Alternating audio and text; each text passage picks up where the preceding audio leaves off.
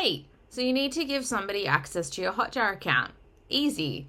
So to start, we jump up here to invite members in the top right. So it will always tell you that's what it is when you hover over it, which is great. We love our hover prompts. So we're going to click on that one.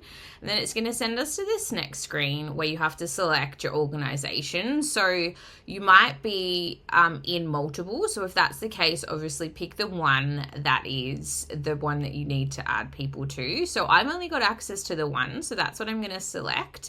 So then here you can see it's given you the option to invite up to 3 people in this process. So this allows you to also set their access levels at an individual level.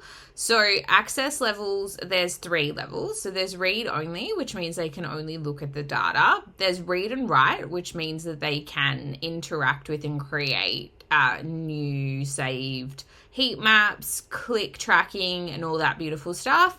And then admin, it gives them the exact same access as you have as the account owner. So I'm going to select admin because I just like to give as much access as possible in this instance. It just makes things easier. There's no restriction on the third party, and obviously if you're adding them to your account, there's a level of trust there. So I just always like to err on the side of more access. So I'm going to go ahead and enter in my email address. So there's no restriction on Hotjar as to what email addresses you can use as team members. So Gmail, Hotmail, business email address, Yahoo, whatever's going, you can add in here, no worries. So then I'm just going to click send invites. So what that is going to do is it's going to spit us back to this team page. So you can see here, there hasn't been, the user hasn't been added as yet. So what Hotjar does is sends the user an email just to prompt them to accept.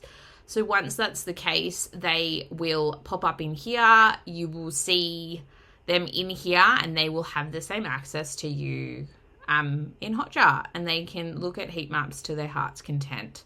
So happy user adding.